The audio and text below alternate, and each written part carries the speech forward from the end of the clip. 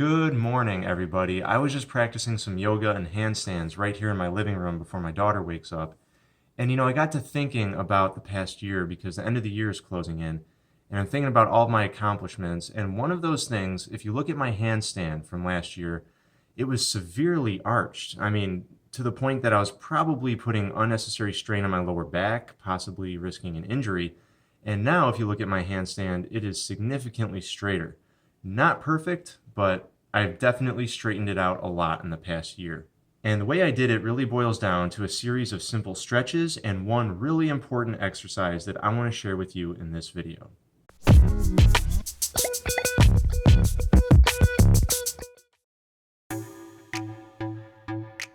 Let's start off by taking a closer look at my arched handstand from last year.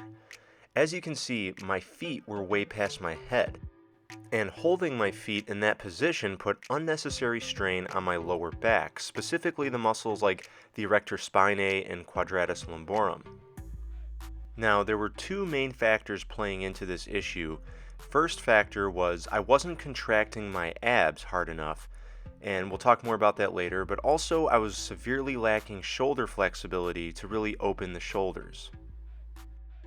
So now let's take a look at what my form would look like if I was standing when I had the arched handstand. If I raised my arms overhead, it would have looked something like this last year. As you can see, the angle of my arm to my torso is not completely open, meaning if you were to put a vertical line through my shoulder, you can see there's a space between that line and my arms. When you reach overhead, the closer you can get your arms to that straight vertical line, the better. And what happens is your body compensates for that lack of flexibility by arching the back, and it also causes you to not contract your abdominals enough. This form leads to an arched handstand, which is not ideal for calisthenics. After using the stretches and the exercise I'm going to show you in this video, you should be able to stand like this, raising arms overhead to a more vertical position. All right, maybe not perfectly straight, but you can see my flexibility is much improved from last year. And by having the improved flexibility, you can comfortably hold a contraction of the abs, specifically the rectus abdominis and transverse abdominis, which we'll talk about later, and this will help keep your back flat. First, let's dive into the stretches to improve your shoulder flexibility. This will help you open your shoulders. Start off by kneeling on all fours and then step your hands out so your arms are completely outstretched. You'll be performing a pose from yoga known as child's pose.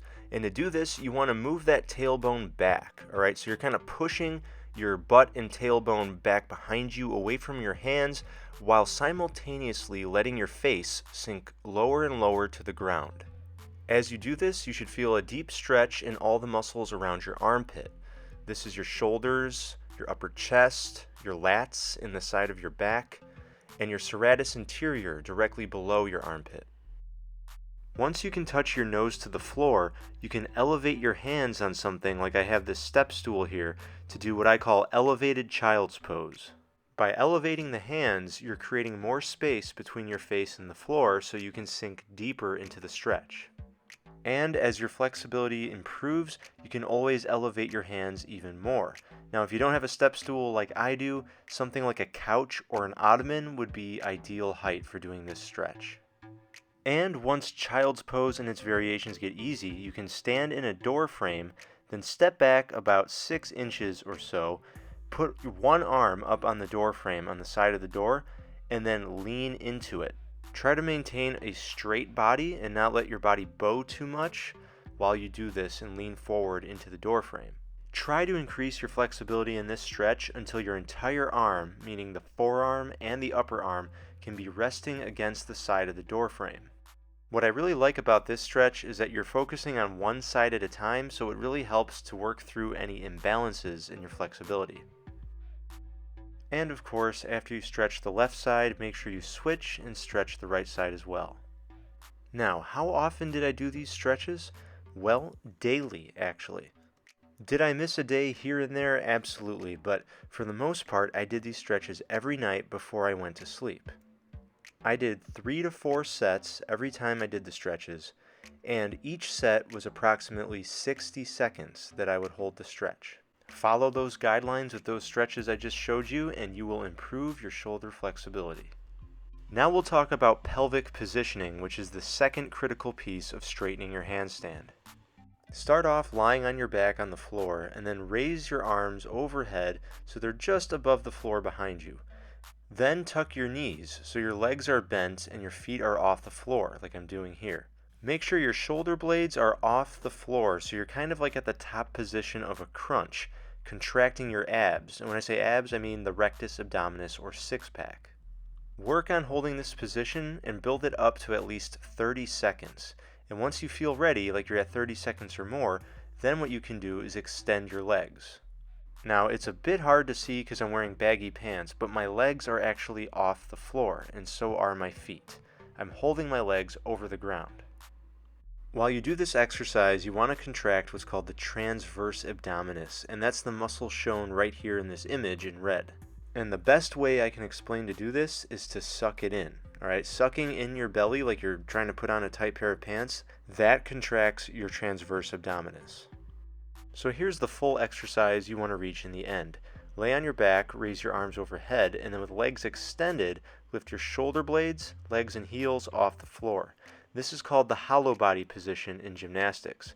Here I'm kind of exaggerating it so you can see what I'm doing, but I actually prefer keeping my legs and shoulder blades a little closer to the ground like that. So build this up to 30 seconds. And as you learn the handstand, make sure you work on performing the hollow body while you're inverted, especially in chest to wall handstand, and make sure you improve that shoulder flexibility. So when you're arching, just do the hollow body position, and as long as your shoulders are open enough, you'll have a nice straight handstand. This won't happen overnight, alright, so you have to have some patience. I would say give it at least a few months of regular stretching and working on the hollow body. But soon you'll get to the point where you can kick up right into a straight handstand and hold it nice and steady. And I will say that having a straight handstand definitely helps with balance. And there you have it, everybody. I hope that information is helpful. I hope it helps you straighten your handstand. And don't forget to like, share, and subscribe if you haven't already. Also, I have a Learn the Handstand playlist on my channel. So if you can't do a handstand yet, don't worry. My videos will help you get it.